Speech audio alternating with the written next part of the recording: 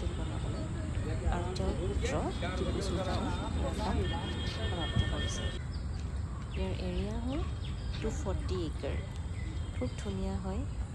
কমেও 100 বছৰ পুৰণি গছ ইয়াত আছে।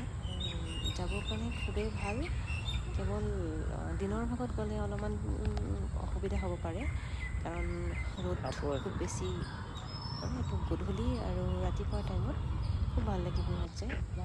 কেতিয়াবা যদি বেংগলোৰ আহে তেনেহ'লে এইখনত নোযোৱাকৈ নাথাকিব, মানে লালবাগ বটানিকেল গাৰ্ডেনত নোযোৱাকৈ নাথাকিব। খুব ধুনীয়া পৰিৱেশ ইয়াৰ, খুবেই মনোমোহা পৰিৱেশ। বিশেষকৈ গছবোৰ দেখিলে মানে চাই থাকিব মন যায়, ইমান বেছি ধুনীয়া, মানে ভাল লাগে আৰু পৰিৱেশটো। আৰু খুব চাফ চিকুণকৈ ৰাখিছে, ক'তো অলপ লেতেৰা নাই। কেৱল ভিতৰত প্লাষ্টিকৰ বস্তু একো নিব নিদিয়ে যাতে লেতেৰা নহয়। এই যে পাতখিলটো দেখিছে, ইমান ধুনীয়া ইয়াতে বহিবলৈ। বহি যদি একাপ চাহ খাব পাৰি আৰু কি লাগে ইয়াত। কেতিয়াবা আহিলে নিশ্চয় যাব। খুব ধুনীয়া পৰিৱেশ, খুব ধুনীয়া। মই এবাৰেই গৈছোঁ, কিন্তু আকৌ যাম, মন আছে যাবৰ কাৰণে আকৌ।